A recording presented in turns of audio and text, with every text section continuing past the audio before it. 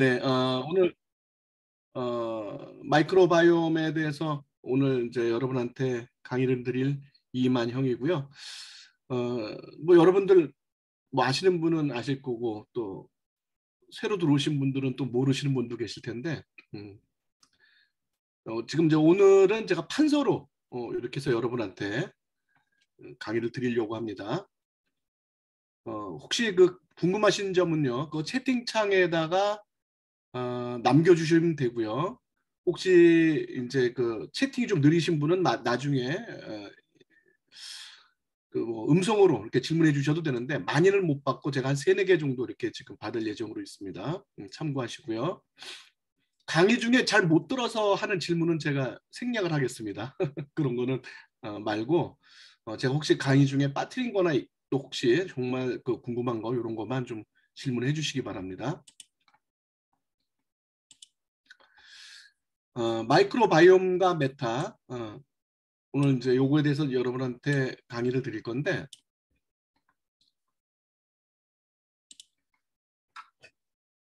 우리가 이제 많이 먹는 건강보조식품 그러면은 홍삼이라든지 또는 이제 오메가3 그리고 유산균 이렇게 3가지가 한국 사람들이 제일 많이 먹는 건강보조식품이라고 그래요.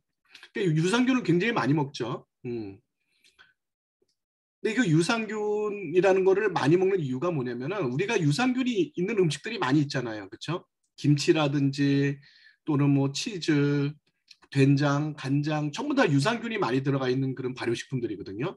특히 우리나라처럼 발효식품을 많이 먹는 나라도 없는데 그럼에도 불구하고 이 유산균이 이렇게 우리나라의 대표적인 건강보조식품으로 자리 잡은 거는 최근에 우리나라뿐만이 아니라 전 세계적으로 이 그 유산균이 좋아하는 음식보다는 유해균이 좋아하는 유해균이 성장하는데 필요한 영양소 섭취가 많아졌다는 거죠.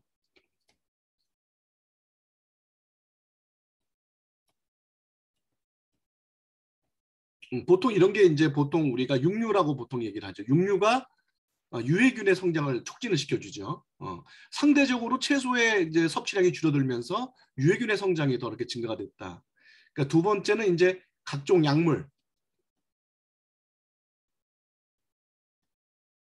특히 이제 뭐가 있냐면은 우리가 그 항생제라는 거 있죠. 이 항생제라는 게 남용이 되면서 장내 미생물이 모두 죽어버리는 거죠.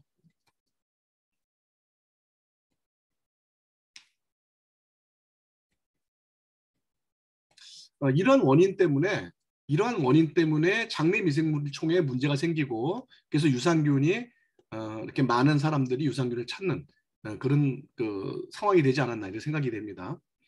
자, 근데 최근에 이제 옛날에는 유산균 그러면 뭐 유산균이 뭐 별거 있냐 그러고 뭐 유산균이면 유산균이지 뭐 이렇게 생각했는데 최근에 와서 이제 마이크로바이옴이라는 얘기가 나오기 시작하거든요. 이걸 우리나라 말로 얘기하면 아이고 우리나라 말로 얘기한다면 해석한다 그러면 이제 바이옴 요건 마이크로브하고 플러스 바이옴 요게 이제 합성된 말인데 마이크로브라는 건 미생물이고요. 바이옴은 생태계를 얘기하는 거예요. 그러니까 요거는 우리나라 말로 한다 그러면은 미생물 생태계가 되겠죠. 그렇죠?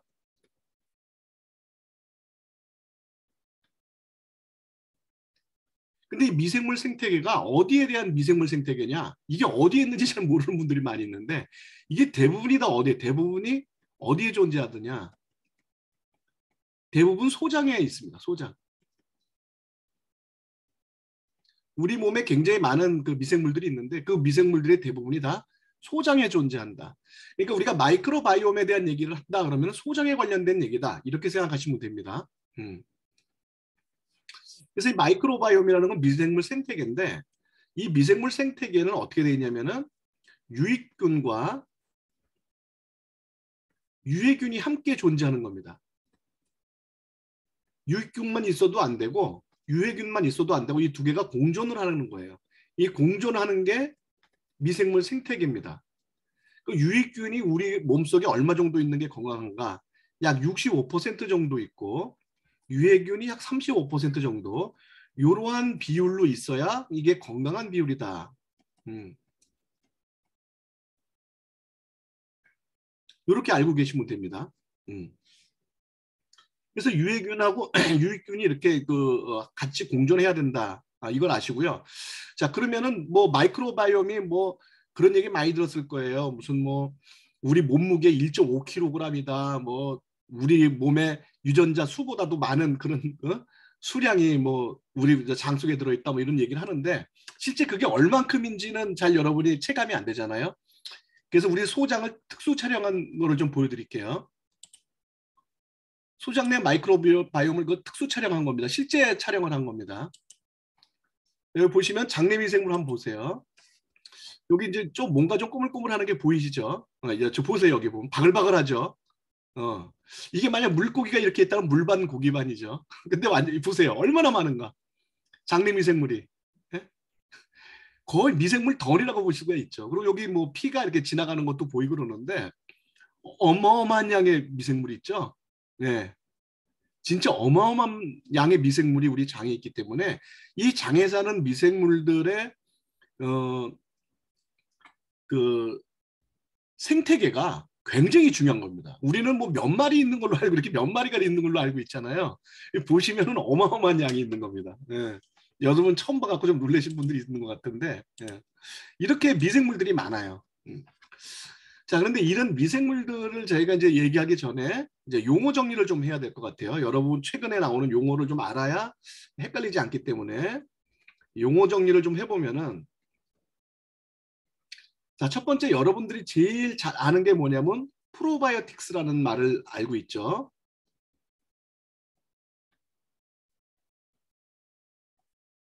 자, 이 프로바이오틱스는 장내 유익균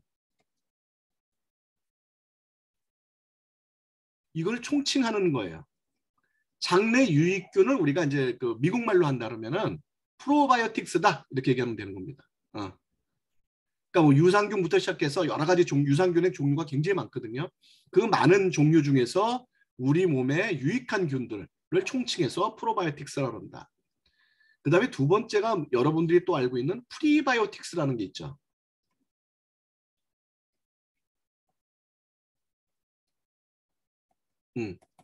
이 프리바이오틱스라는 건 뭐냐면은 장내 미생물의 먹입니다. 먹이. 먹이에요. 그러니까 이 그 유산균이라는 건 살아있는 생물이거든요. 살아있는 생물이니까 먹고 살아야 되지 않습니까? 그렇죠? 그래서 장내 미생물의 먹이가 프리바이오틱스. 그리고 이제 좀 생소한 게 세 번째가 포스트바이오틱스죠. 그죠?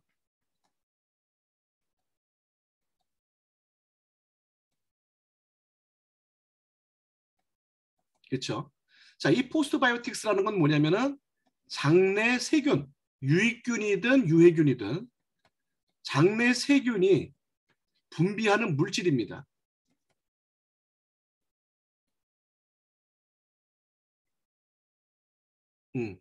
이거는 유익한 물질도 있고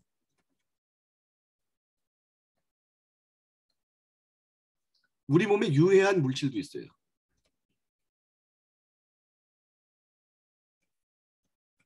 그러니까는 유해균이 분비하면은 유해한 물질이 되고 유익한 물질을 분비하는 거는 요건 유익균이겠죠. 그렇죠? 유익균이 유익한 물질을 분비하고 유해 물질을 분비하는 건 뭐겠습니까? 당연히 유해한 네? 유해균이 이제 분비하는 물질이 되겠죠. 그렇죠? 그래서 어떤 그 세균들이 우리 몸속에 사느냐에 따라서 우리 몸에 유익한 물질이 많이 나오기도 하고 유해한 물질이 많이 나오기도 해서 이게 건강에 영향을 미치게 된다는 겁니다. 이게 건강과 질병에 밀접한 영향을 준다. 음. 그래서 최근에 이 포스트바이오틱스라는 게 최근에 이제 그 많이 나오는 개념이에요. 이게 그래서 이 연구한 지가 연구에서 나오기 이 새로운 개념이 나온 게 얼마 안 되기 때문에 많은 사람한테 좀 생소할 거예요. 자, 요 용어 정리를 한 거를 또 이제 그 화면을 통해서 좀 보여드리면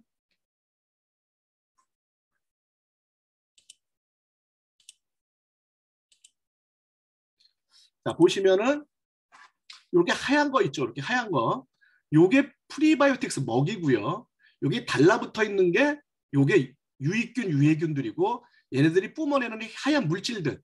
요게 포스트바이오틱스라고 보시면 돼요. 자, 그러니까 요게 뭡니까? 미생물이잖아요. 요게요. 요게 이제 프리바이오틱스죠. 아, 프로바이오틱스죠. 그죠? 그리고 이 프로바이오틱스 유해균이든 유익균이 먹는 이 먹이 하얗게 지금 하얗게 지금 표시가 된 거 이 먹이 이 먹이가 뭐겠습니까? 프리바이오틱스죠. 그리고 얘네들이 내뿜는 요거 먼지같이 이렇게 막그 연기같이 막 나오는 거 이 물질이 포스트바이오틱스죠.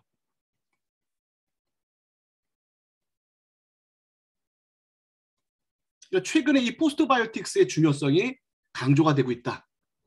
이렇게 여러분이 알고 계시면 됩니다.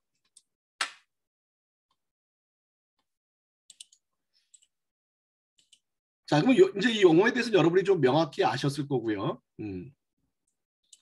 자, 옛날에는 자, 유산균이다 그러면은 유산균을 먹는 이유가 지금도 많은 사람들이 유산균을 먹는 이유가 이겁니다. 유산균의 효능이 뭐냐?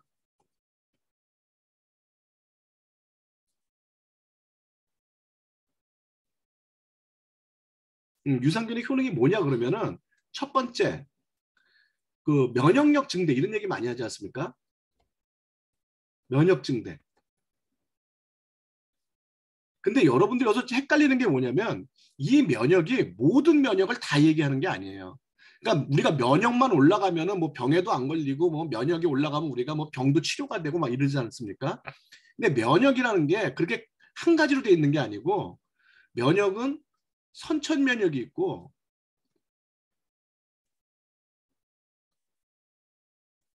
그다음 획득 면역이 있고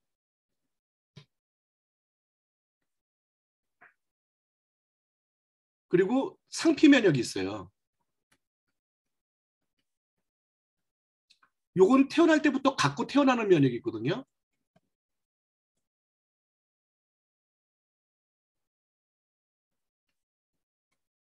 그러니까 이거를 쉽게 설명하면 여러분 백혈구 같은 거 있잖아요.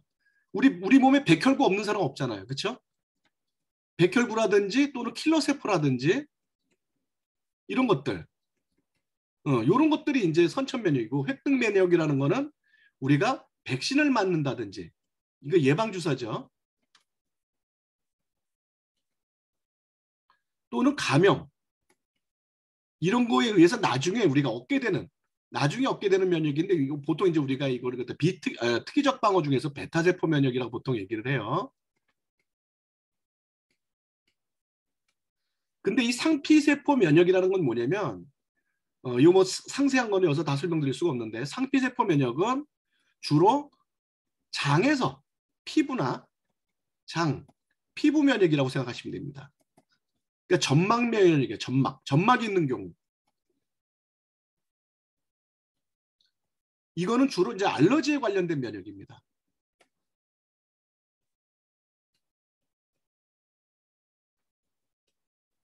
음.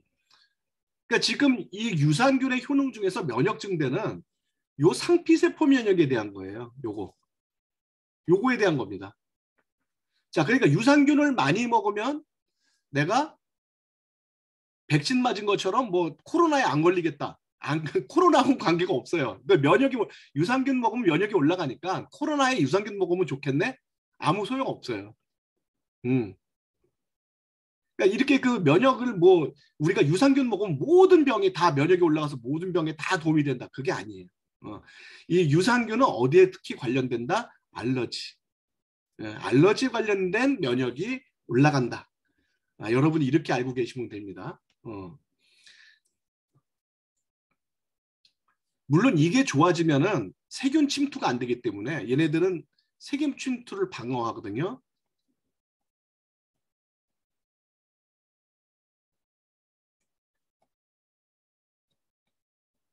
그래서 얘네들이 얘는 그런 세균 같은 게 몸에 못 들어오게 하니까 뭐 선천 면역하고 획득 면역하고는 다르지만 어쨌든 간에 이 세균에 의한 질병도 어느 정도는 이 면역이 증대된다는 건 이 세균 침투를 억제하니까 어느 정도는 효과를 볼 수 있지만 이 유산균에 의한 직접적인 효능은 알러지 관련된 거다.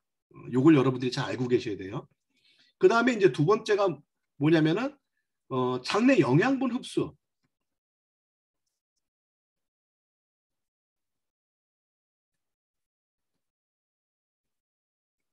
영양 흡수를 촉진시켜주고 세 번째는 장내 유해균의 번식을 억제해주고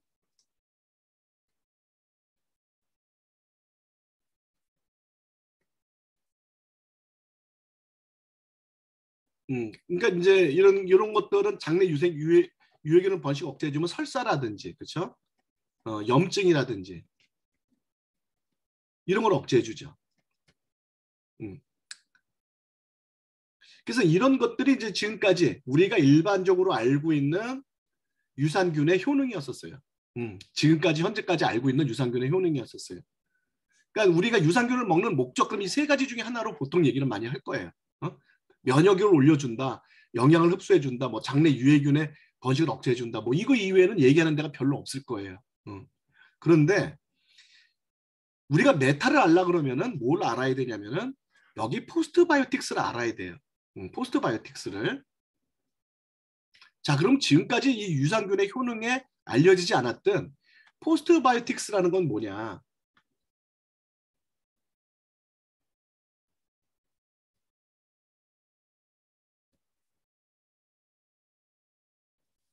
자, 요거는 최근에 연구가 된 분야이기 때문에 잘 많이 모르는데 이 포스트바이오틱스의 이제 예를 들어가면서 여러분한테 설명을 좀 드릴게요. 예를 들어가면서 포스트바이오틱스라는 게 어떻게 우리가 이건 우리 몸의 질병과 건강에 직접적인 영향을 주는 거거든요. 좋은 예하고 나쁜 예를 한번 알려드릴게요. 자, 우리가 알고 있는 것 중에 자가면역 질환이라고 있어요.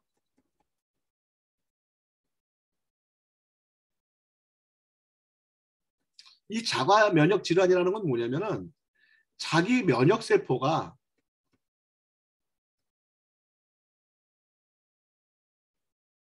자기 조직을 공격하는 겁니다.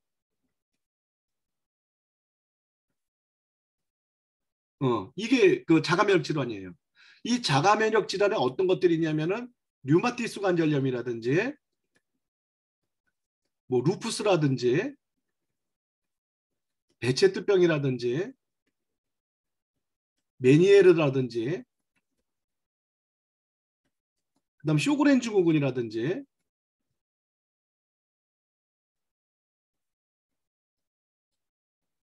뭐 이거 말고도 뭐 굉장히 많습니다. 그다음에 또 뭐 크론병이라든지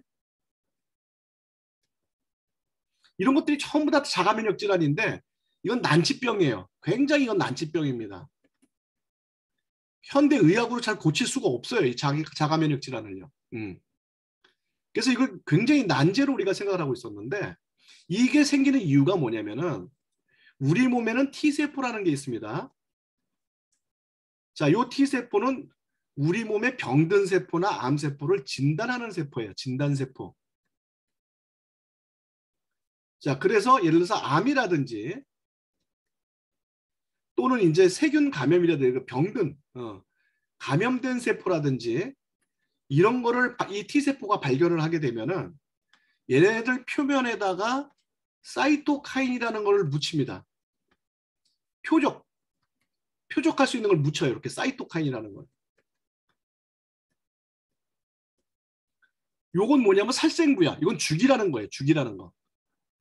야, 얘네들 죽여. 이렇게 명령을 주는 겁니다.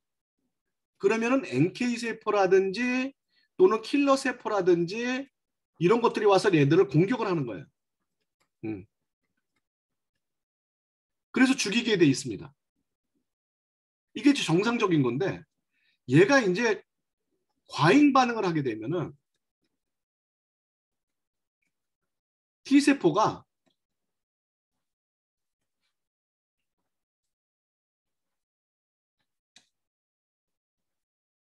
정상세포야. 정상세포는 여기다 사이토카인을 바르면 안 되는데 이 T세포가 여기다가 사이토카인을 발라버려요. 이게 과잉 반응을 하게 되면 사이토카인을 발라버립니다. 그럼 어떻게 되겠습니까? 킬러가 세포가 와서 얘를 공격해갖고 파괴시켜버려요. 그러니까 이렇게 되면은 자기 세포가 죽는 거죠. 이게 자가면역 질환이에요. 이게 이제 그 관절을 공격하면 류마티스고 피부를 공격하면 루푸스고 소장이나 위를 공격하면 베체트고 귀의 평형감각을 공격하면 메니에르고 침샘이나 눈물샘을 공격하면 쇼그렌 증후군이고 소화기관을 공격하면 크론병이고 이러는 거예요. 그러니까 병명은 여러 가지지만 원인은 딱 이거 하나예요. 그럼 이거를 고칠 수가 없었단 말이에요. 지금까지. 고칠 수가 없었어요. 그런데 이거를 이제 그 현대의학에서 원인을 찾아보니까 옛날에는 원인이 극도의 과도한 스트레스 때문에 그렇다. 자, 이렇게 알려져 있었는데 최근에 알려진 게 뭐냐면 장내 미생물 중에서 클로스토리듬균이 있어요. 클로스트 리듐균이 부족하면은 그러면 이런 과잉 반응이 일어나는 걸 알게 됐어요. 그 클로스트리듐균이 그러니까 이 우연히 보니까 자가 면역 질환을 갖고 있는 사람들은 전부 다 장내 클로스트리듐균이 부족한 거야. 그래서 이 클로스트리듐균을 보니까 얘가 내뿜는 포스트바이오틱스 있죠. 자, 이 장내 미생물이 만들어내는 미생물이 포스트바이오틱스라 그랬죠. 이 포스트바이오틱스 하는 역할이 뭐냐면 과잉 반응하는 T세포를 안정화시키는 거예요. 안정화. 진정시키는 거예요. 진정. 이걸 진정시키는 겁니다. 그러니까 장내 클로스트리듬균이 부족하게 되면은 이게 부족하게 되면은 자가 면역 질환이 일어나는 거예요. 야, 이렇게 쉬운 거였었어 이게. 그러니까는 고기를 많이 먹고 그래서 장내 미생물 그 총이 바뀌어갖고 장내 마이크로바이옴이 바뀌어서 클로스트리듬균이 성장을 못하고 부족하게 되면은 그럼 자가 면역 질환이 생기는 것더라는 거예요. 너무나 간단한 거죠. 근데 이걸 몰라서 지금까지 그 무서운 병을 못 고치고 있었던 거예요. 그러니까 간단하게 장내 미생물만 잘 유지됐으면 이런 병에 안 걸리더라는 거였죠. 또 이와 유사한 것들이 또 어떤 게 있냐면은 우리가 비만균이라는 얘기 많이 들었죠. 비만균. 이건 살을 찌게 하는 거거든요.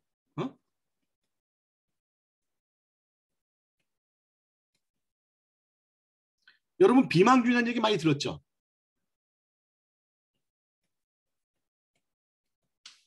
원래 우리가 이제 그 식욕 조절을 어떻게 하냐면은요. 식욕 조절이 여기 시상하부가 이렇게 있으면은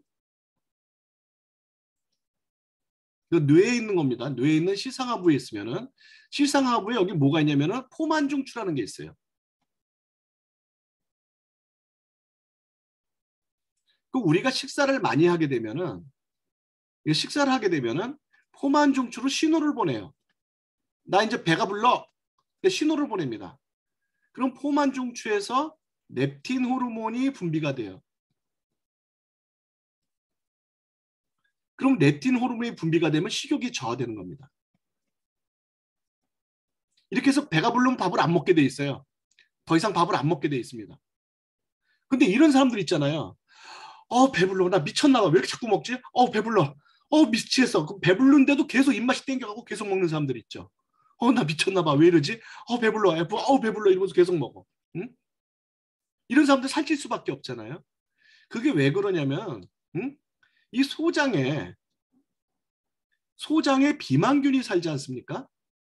이 비만균이 왜 살겠습니까? 마찬가지로 이 마이크로바이옴, 장내 생태계가 깨져서 비만균이 더 많아지죠. 그죠? 그러면 이제 그 LPS라는 물질이 그 분비가 돼서 얘가 포만 중추를 마비시켜요. 이 LPS가 뭡니까? LPS가 비만균의 포스트바이오틱스죠. 그렇죠? 요것도 포스트바이오틱스죠.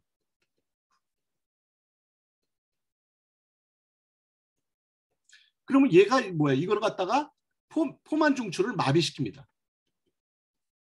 그러면은 우리가 렙틴 호르몬 분비가 되지 않기 때문에 배가 불러도 식욕 저하가 안 되고 계속 먹게 되는 거예요. 그래서 이거를 갖다가 비만균이라고 얘기하는 겁니다. 이와 같이 똑같은 포스트바이오틱스라도 어떤 거는 우리 몸에 이렇게 질병과 같은 비만을 일으키고 어떤 포스트바이오틱스는 우리 몸에 이런 자가면역 질환 같은 거를 조절해주는 역할을 해준다는 거죠. 그러니까 포스트바이오틱스가 굉장히 중요하다는 겁니다. 예, 포스트바이오틱스가. 그래서 최근에는 이 포스트바이오틱스가 지금 연구 중에 있는데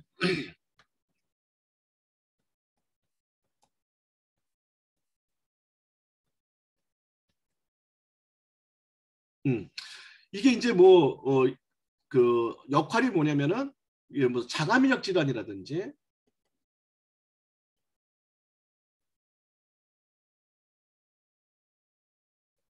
그 다음에 이제 지방대사라든지 그 다음에 뇌질환, 뇌신경질환,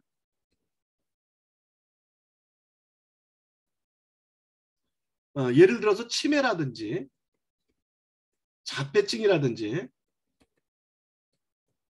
이런 것들을 조절하는 데도 굉장히 중요하더라는 거예요. 이걸 조절하는 데도 굉장히 중요하더라. 지금까지 난치성 그런 그 질환이라는 것도 이 포스트바이오틱스를 를 통해서 우리가 개선할 수가 있더라. 이런 걸 알게 된 거예요. 그래서 최근에는 이제 여러분이 조금 어려운 얘기가 됐는지는 모르겠는데 신장 있지 않습니까? 콩팥. 콩팥. 콩팥은 이제 콩팥에 여기서 자세한 얘기는 안 할게요. 시간이 없어서. 자, 콩팥에서 이제 소변을 이제 걸러내지 않습니까? 자, 그러면 이 신장에서 소변의 성분을 분석합니다. 그러다 보면 우리 몸에 그러니까 어떤 성분들이 많이 나오고 적게 나오고 이걸 분석해서 우리 몸의 질병 여부라든지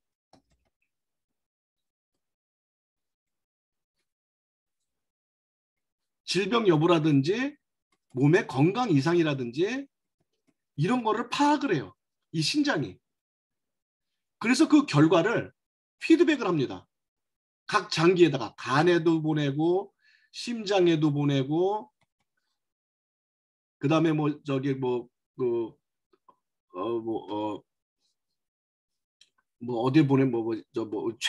췌장에도 보내고 뭘 쫙 다 보내요. 그러면서 어디가도 보냐면 소장에도 보내요. 소장. 이렇게 정보를 보냅니다. 이 결과를. 그러면 소장에서는 이 피드백 신호를 받은 다음에 여기서 소장에서 그러니까 유익균의 활동이 바뀌면서 이제 여기에 맞춰서 바뀌면서 포스트바이오틱스를 분비하는 거예요.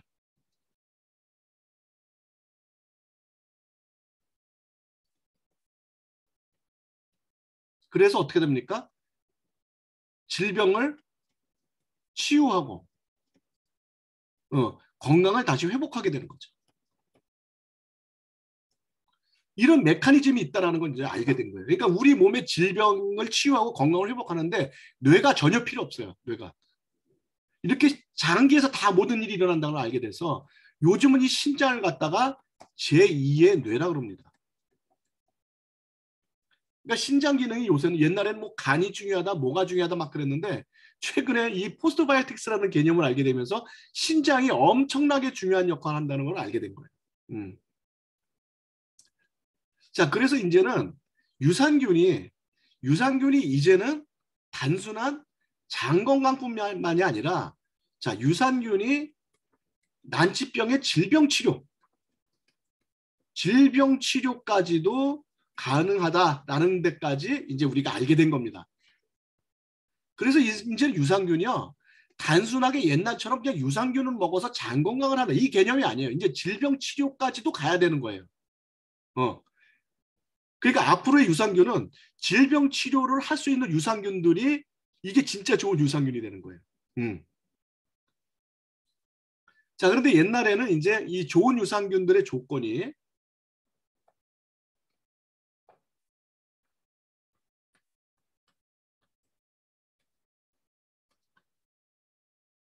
세 가지를 얘기했어요. 첫 번째는 산에 강해야 된다.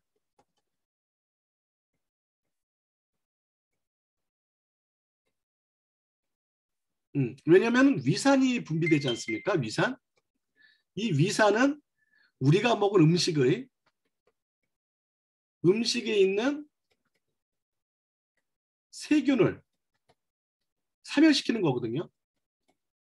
근데 이게 세균만 사멸되는 게 아니라 이때 유산균도 같이 죽어요.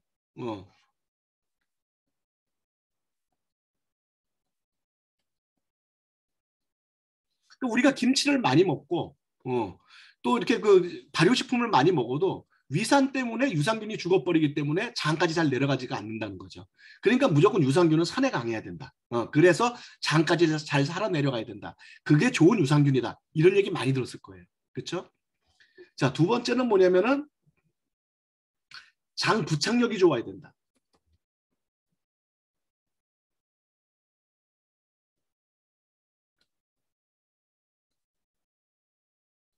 장에 딱딱 달라붙어야 된다는 거죠. 그렇지 않고 그냥 쓸려 내려가면 아무 의미가 없잖아요. 그렇죠? 그리고 세 번째는 뭐냐면 번식력이 요소해야 된다. 음. 이게 이제 고전적인 의미에서의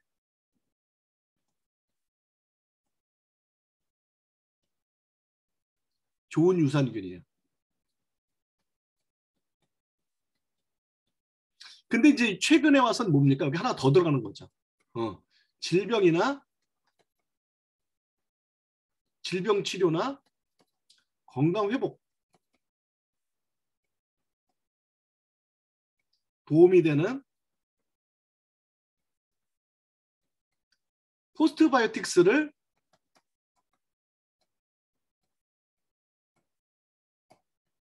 생산하는 그런 유산균이 돼야지만 좋다라는 거죠.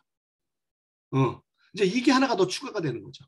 그러니까 일반적으로 시중에 나와 있는 건 1, 2, 3번 중에 하나야. 4번이 없어요, 4번이. 이제는 4번이 들어가야 된다는 거예요. 이제는. 그래서 이 두 가지 목적의 좋은 유산균들을 FDA에서 추천하는 유산균 종이 있는데 그게 이제 하나가 뭐냐면 락토바실러스예요.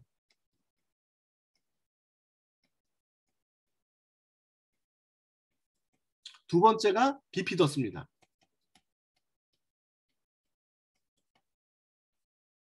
이와 같이 좋은 유산균의 조건 1, 2, 3, 4번의 좋은 유산균의 조건에 만족하는 유산균들 중에서도 제일 좋은 게 락토바실러스하고 비피더스라는 거예요. 그래서 이제 그 락토바실러스나 비피더스가 이제 종류가 한 종류가 아닙니다. 그래서 이제 락토바실러스 종류는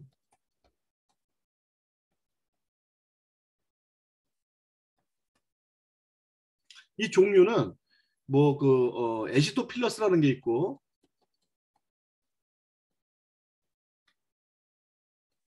얘는 이제 그 염증이나 궤양에 좋아요. 그 장염증이나 궤양 이런 데 좋고요. 에시도필러스라는 놈은. 그 다음에 이제 카제이라는 게 있거든요. 얘는 이제 그 치즈 유산균이라든지 요구르트 유산균. 이게 요구르트 유산균입니다.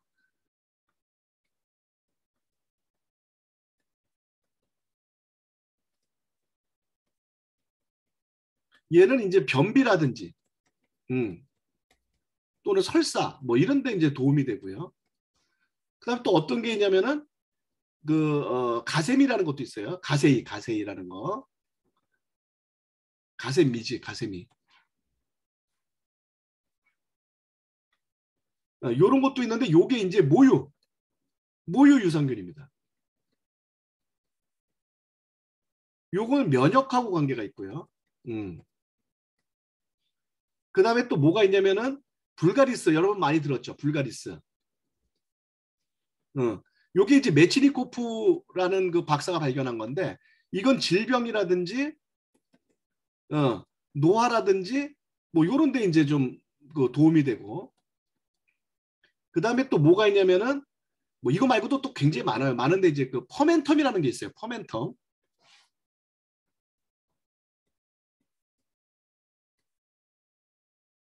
얘는 콜레스테롤을 조절해 주고요.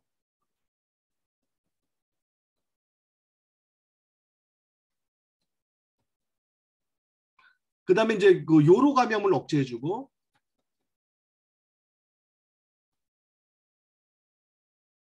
그리고 설사 억제해 주고 그다음에 그 알러지와 같은 이거 알러지를 억제해 주고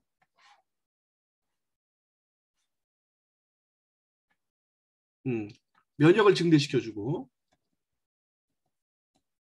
자, 이런 효과가 있는 게 이제 퍼멘텀이라는 게 있는데 이 퍼멘텀 중에서도 스웨덴 여자 장에서 발견한 특수한 퍼멘텀이 있어요.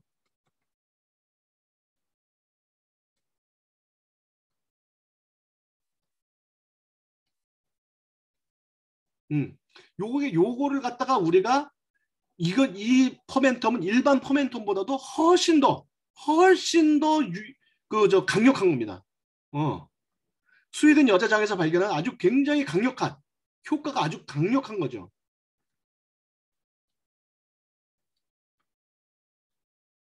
이거를 발견을 해서 얘 이름을 따로 뭐라고 이름을 지었냐면은 락토바실러스 퍼멘텀 PCC라고 이름을 지었어요. 새로 학명을 지었어요. 새로 발견된 거기 때문에. 그래서 얘를 독점적으로 배양해서 상품화. 요게 이제 프로바이오 PCC입니다.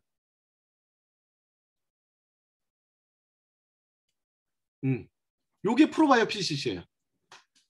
이렇게 락토바실러스 중에서도 이 퍼멘텀이라는 게 상당히 이런 좋은 영향을 효과들이 있는데 이것 중에서도 아주 강력한 뛰어난 효과가 있는 스웨덴 여자 장에서 발견한 그 특수 퍼멘텀 유산균을 우리가 별도로 배양 상품화 시키는 것을 특허내 갖고 만든 제품이 프로바이오 PCC.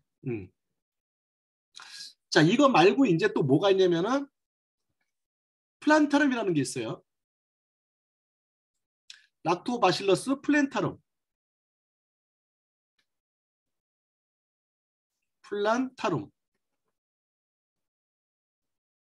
얘는 이제 김치에서 유래된 유산균입니다. 우리가 먹는 김치에 있는 거예요. 김치.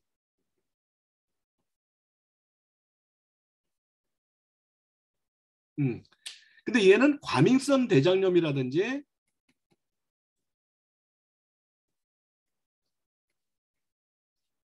그 다음에 이제 그 아토피를 억제한다든지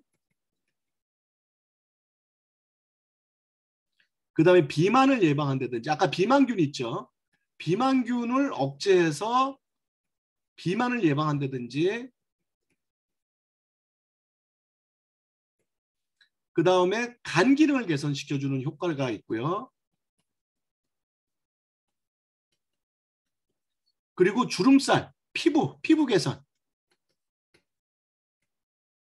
이런 효과가 있는 여러 가지 좋은 물질들을 많이 생산하는 플란타lum이라는 저기 그 락토바실러스가 있고요. 또 어떤 게 있냐면은 람노서스라는 게 있어요. 자, 요거는 여성 질에 여성 질에 서식할 수 있습니다. 그래서 산에 매우 강하고요. 그리고 장부착력도 강하고 증식력이 우수해요.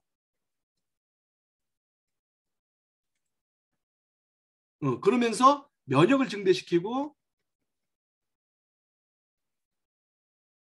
염증을 완화시켜주고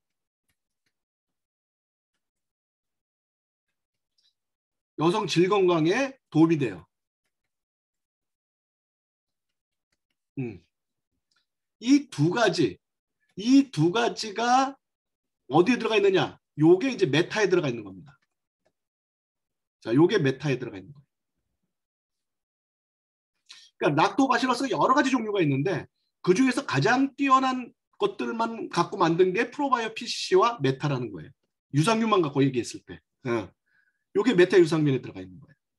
그리고 이것뿐만이 아니라 여기 또 이제 뭐가 들어가 있냐면 플러스 비피더스가 들어가 있는데 이 비피더스 유산균은요. 산에 강하고 염증 억제에 굉장히 좋습니다. 염증 억제, 그 다음에 세균 번식을 억제해 주는 거.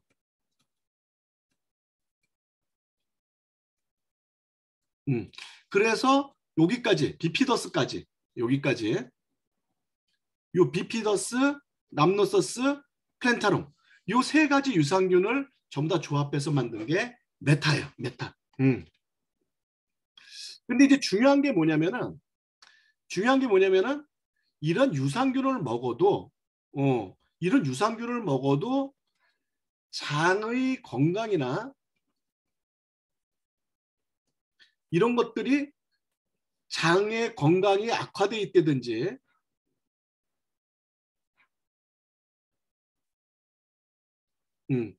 또는 노화가 일어났다든지 이럴 경우에는 유산균의 효과가 저하된다는 거예요.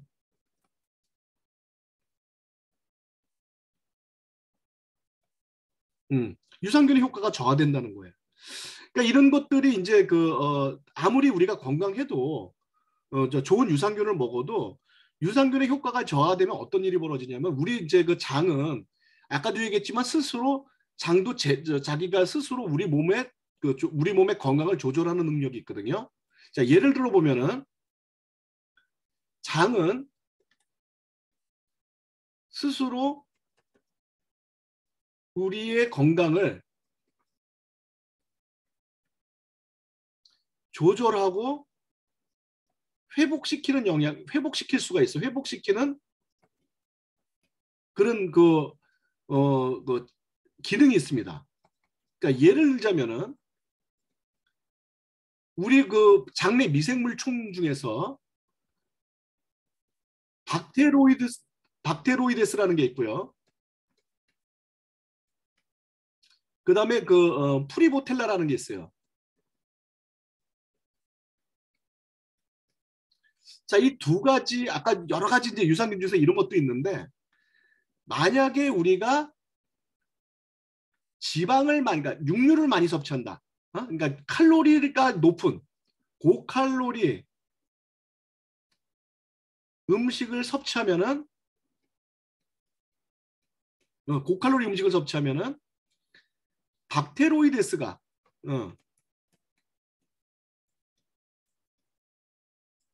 이게 번식을 하고 프리보텔라가 억제가 됩니다. 그러면 박테로이데스가 하는 역할이 뭐냐면은 지방을 분해시켜요. 그래서 체지방을 연소시킵니다. 그래서 우리가 심혈관계 질환을 억제해 줍니다.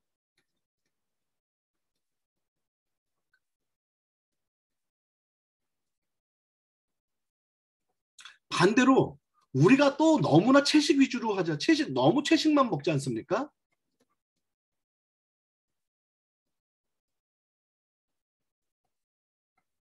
그러면은 박테로이데스가 이게 억제가 되고 반대로 프리보텔라가 이게 증식이 돼요.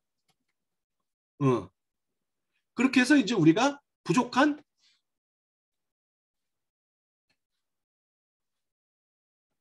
이렇게 해서 부족한 에너지 대사를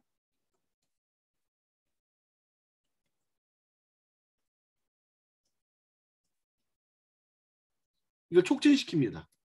그러니까 이런 경우에는 박테로이데스에서 심혈관계 억제한다는 건 어떤 효과가 있냐면 혈당 조절도 해주고요.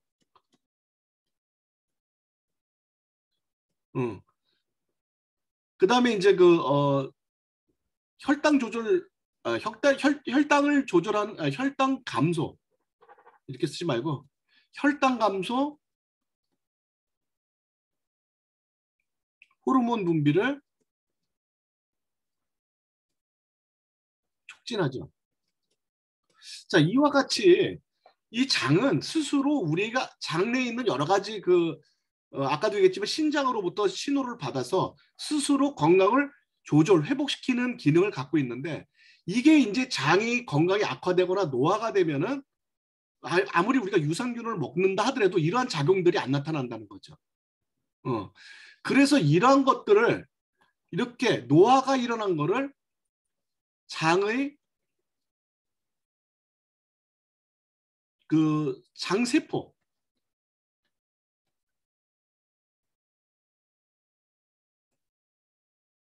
기능을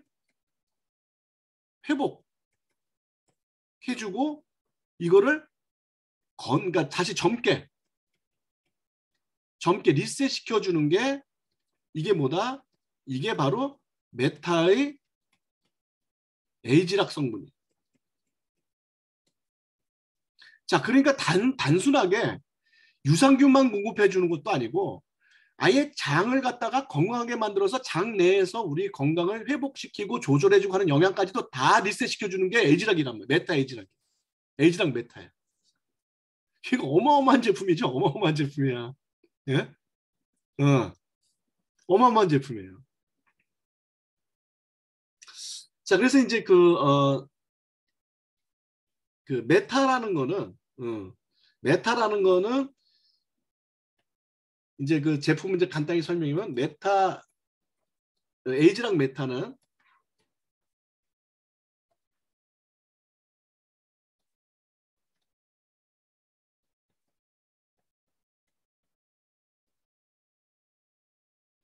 자, 에이지락 메타는 첫 번째는 락토바실러스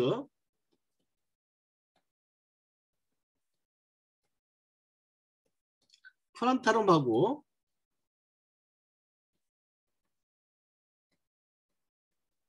그 다음에 락토바실러스 그 다음에 람노서스하고 그 다음 비피더스 그러니까 요건 이제 김치 유래고요. 요거는 이제 여성 질 건강 이제 서식하는 거고 요건 세균 억제 해주고요.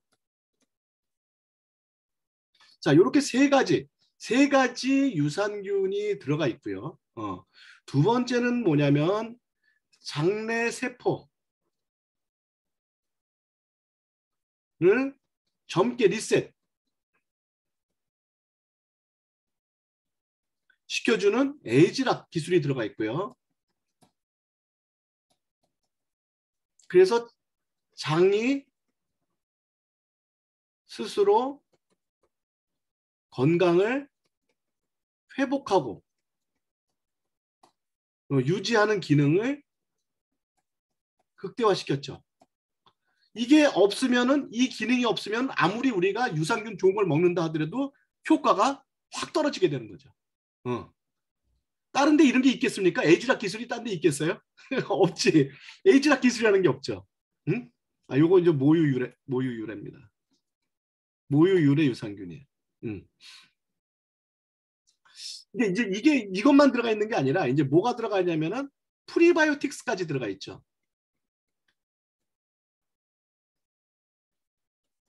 프리바이오틱스. 그 프리바이오틱스는 두 가지가 있는데요. 첫 번째 뭐냐면 이건 아까도 얘기했지만 이건 유산균의 먹이죠. 유산균의 먹이가 들어가 있는데 락추러스가 들어가 있죠. 락추러스. 요거는 식약처 인증 물질인데 이 락추러스를 먹으면은 유익균의 성장이 촉진되죠. 자, 그리고 여러분들이 여기서 잘 또 이제 요거 락추러스 말고 또 잘 모르는 게 있는데 그게 뭐냐면 이눌린이에요. 이눌린. 자, 이것도 프리바이오틱스입니다. 이눌린도. 자, 이눌린이라는 게 들어가 있는데 자, 요거는 마찬가지로 유익균의 증식을 이것도 유익균의 증식을 용이하게 하게 해줄 뿐만이 아니라 또 어떤 역할을 해주냐면은 인슐린 민감도를 높여줌으로써 혈당 조절에 도움이 돼요. 그러니까 당뇨병 환자들이 이 먹으면 좋아요. 에이지랑 메타가. 당뇨병 환자들이 이 메이지랑 메타를 먹게 되면 혈당 조절이 됩니다. 혈당 조절. 이눌린 같은 게 들어가서. 그게 이제 프리바이오틱스는 먹이만 할 뿐만 아니라 혈당 조절 역할까지 해준다는 거죠. 그 다음에 이제 부원료로서 또 뭐가 들어가 있냐면은 아까 포스트바이오틱스라는 게 있다 그랬잖아요. 여기 이제 뭐냐면 식물성 유산균 균사체가 들어가 있는데 자, 이게 이제 얘기하면 포스트바이오틱스예요.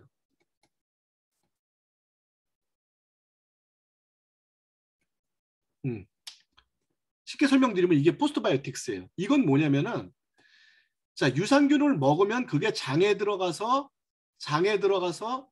증식을 할 때까지 증식을 하고 효과가 날 때까지 시간이 걸리지 않습니까? 그렇죠? 유산균을 섭취하면은 이게 증식을 하고 그다음에 효과가 나올 때까지 시간이 걸리지 않습니까? 그렇죠?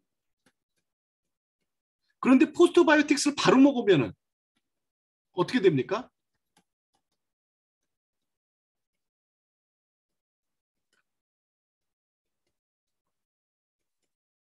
이렇게 되면 어떻게 됩니까? 효과가 즉시 일어나죠.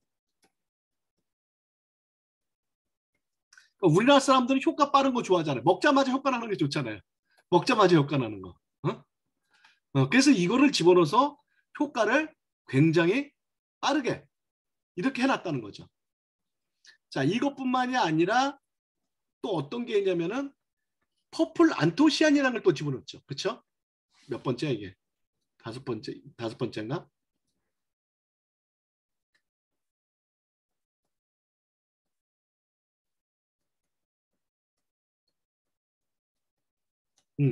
이 퍼플 안토시안이라는 걸 집어넣어서 얘는 어떤 역할을 해주냐면은 눈 관련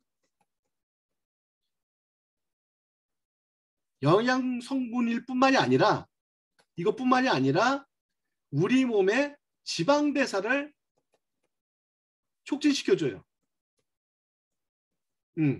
그래서 체지방 감소라든지 혈당 조절이라든지 성인병 예방에도 도움을 주는 거예요.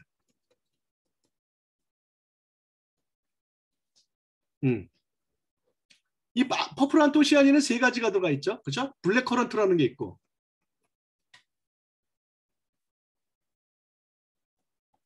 그 다음에 이제 블랙 라이스가 있고 흑미죠. 흑미. 그렇죠? 검은 쌀. 그 다음에 이제 빌베리 추출물이 있고 이 세 가지가 어떤 영향을 주냐? 바로 이와 같은 영향을 준다. 그것뿐만이 아니라 얘네들뿐만이 아니라 부가적으로 얘네들을 먹음으로써 어떤 역할을 해주냐면은 치매나 자폐증 완화에도 도움이 된다. 치매뿐만이 아니라 여기 저기 들어가요. 저기 뭐지? 저기 치매, 자폐증 말고 또 하나 뭐야? 퇴행성 뇌질환.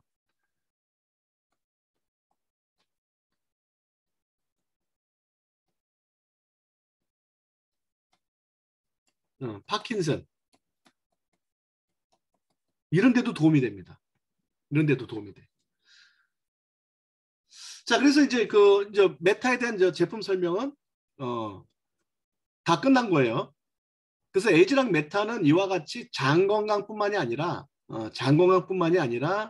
장에서 좋은 물질을 포스트바이오틱스를 분비하는 그러한 유산균들을 생산할 수 있도록 장의 세포를 젊게 리셋시켜주고 또 그러한 것들로 인해서 여러 가지 미생물들이 좋은 물질인 포스트바이오틱스를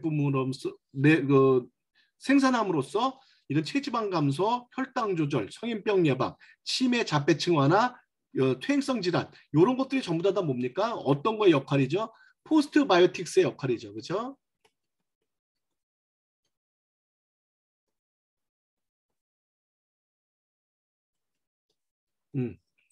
물론 이제 앞에서 얘기했던 유산균의 기본적인 어떤 효능이 있잖아요.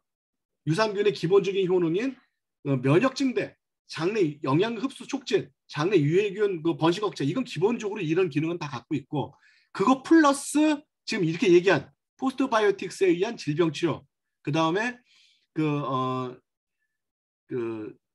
장내 노화된 세포의 리셋 그래서 그 장의 어떤 건강이나 우리 몸을 건강을 회복시키는 기능을 향상시켜주고 뿐만이 아니라 이눌린이라든지 락추로스와 같이 유산균의 먹이가 되는 프리바이오틱스가 들어가서 좋은 유익균의 성장을 촉진시켜주고 혈당을 조절시켜주고 그 다음에 효과가 빠르게 하기 위해서 포스트바이오틱스 성분을 직접적으로 넣어줘서 빠른 효과를 주게 만들고 그 다음에 퍼플 안토시아닌으로 인해서 여러 가지 질병 치료 목적까지도 달성하게 만든 게 메타다.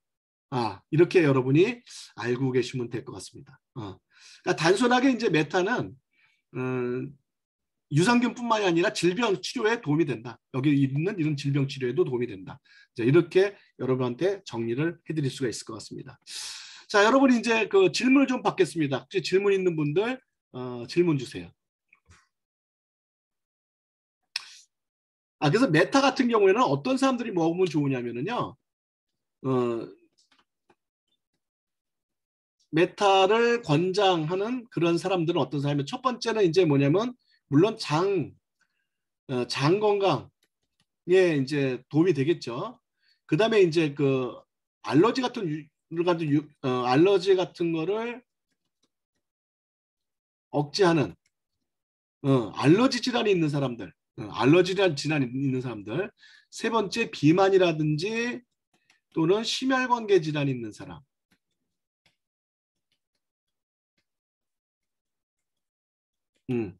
그 다음에 눈 건강이 악화되어 있는 사람. 그리고 이제 퇴행성 뇌질환을 앓고 있는 사람.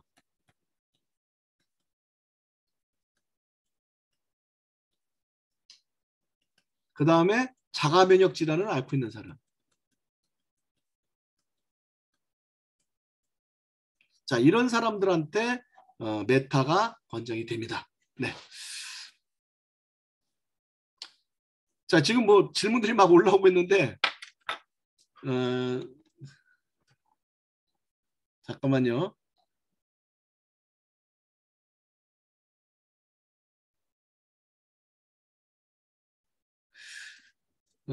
자, 이제 여기서 빨리빨리 제가 좀 답변을 드릴게요. 자, 항생제를 먹게 되면 유산균이 전부 다 사멸되거든요.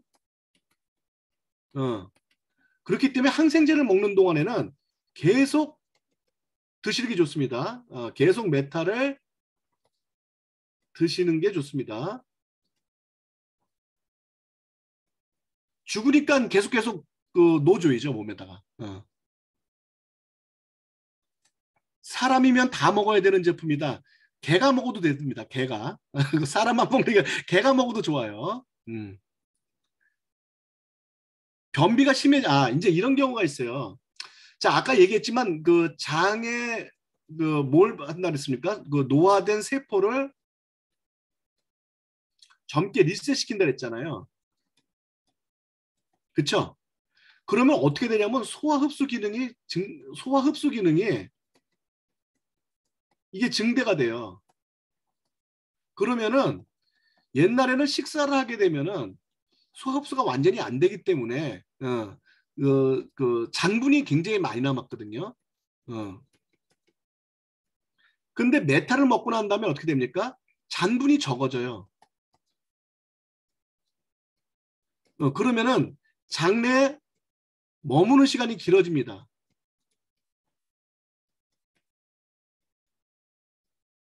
그럼 이제 먹다 보면 이게 변비가 될 수가 있어요. 이게 이제 젊을 때 여러분들 젊은 여성들이 변비 많잖아요. 나이 든 사람보다 그죠? 근데 이제 변비가 이렇게 해서 나올 수가 있는데 이거는 지금까지 노화된 세포가 갑자기 이렇게 바뀌면서 일어나는 일시적인 현상이에요. 노화됐던 세포가 점점 젊어지면서 나타나는 일시적인 현상이거든요. 이건.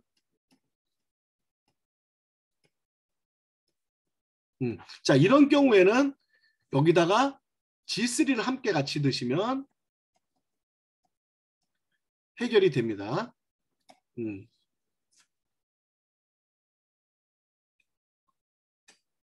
항생제를 많이 맞는 아기는요. 아기도 먹어야 되겠죠. 그러면은요. 유산균은. 근데 아기 같은 경우에는요.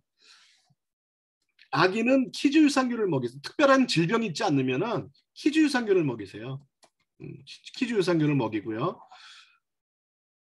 만약에 앞에 이제 여러 가지 자폐증이라든지 이런 것 때문에 먹여야 되겠다. 자폐증이나 이런 것 때문에 먹여야 되겠다 그러면은 4세에서 10세 정도 될 때는 하루 한 알. 뭐 11세에서 18세 정도 된다 그러면은 하루 두 알. 18세 이상은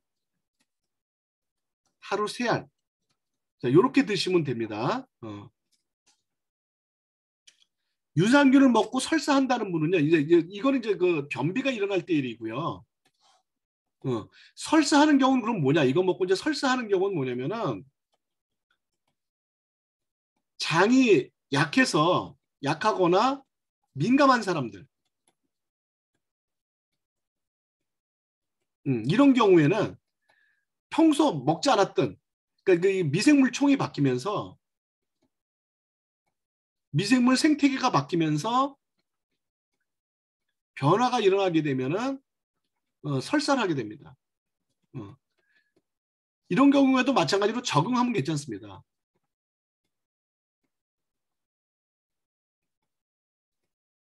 적응하면 없어집니다. 설사하는 경우와 변비가 되는 경우는 이와 같은 경우 때문에 그렇다는 거고요. 소장 기능에도 도움이 될까? 이거 무슨 얘기예요? 꾸준히 복용 중인데 소장 기능이 향상되지 않아서 자, 그 어떤 분이지? 성함이 김미선 사장님 저기 그 마이크 키고 질문해 보세요. 그 무슨 얘기예요? 어떤 소장 기능이 지금 향상이 되지 않습니까? 어떤 게 향상이 안 돼요?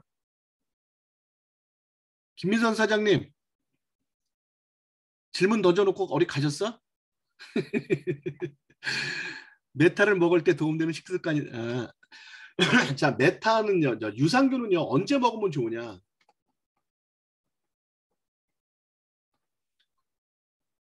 음,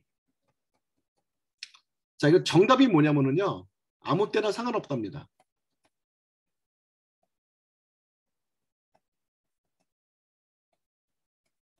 근데 단 이제 언제 먹지 알아야 되냐면, 단 식사 직후는 피해라.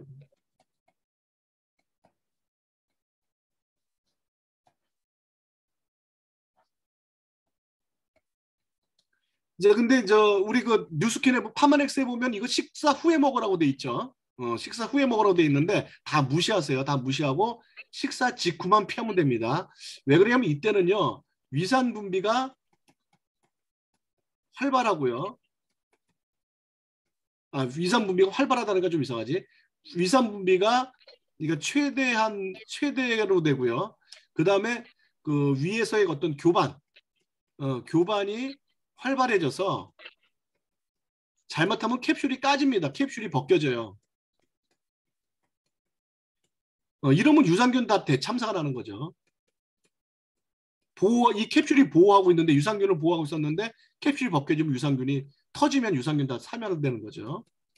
그래서 요때만 피하면 됩니다. 이건 제가 얘기하는 게 아니라 미국에서 그 많은 그 의학에 관련된 그 연구원들이 연구한 결과로 나온 최신 연구 결과예요. 그러니까 이건 믿으시면 됩니다. 회사에서 뭐라고 얘기했든 상관하지 마세요. 그다음에 이제 유산균을 항상 같이 먹으면 좋은 게 뭐냐면 채소죠. 채소. 그다음에 G3, 파이버넷 이런 것들이 좋죠. 이런 것들이 함께 먹으면 좋은 것들입니다. 자, 라이프팩하고 같이 먹는다는 건데 여기 에이지락 있잖아요. 자, 에이지락이라는 게 들어간 거는 식사 전에 드시는 게 좋습니다. 또는 식사 전 빈속에 먹는 게 좋고 식사 후에 먹는다면 식사 후 2시간 이상 경과 후. 단독으로 먹는 게 좋습니다. 단독으로. 뭐 라이프팩하고 같이 먹고 이런 것보다도 단독으로 먹는 게 좋아요.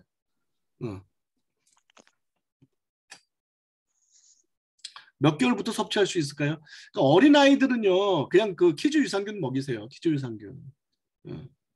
메타 드시고 잠이 안 온다는 분들도 마찬가지로 교감신경이 예민한 분들이 그래요. 자, 교감신경이 예민한 분들은 새로운 성분이 들어오게 되면은 이런 분들이 이제 불면증 같은 게 생길 수가 있어요.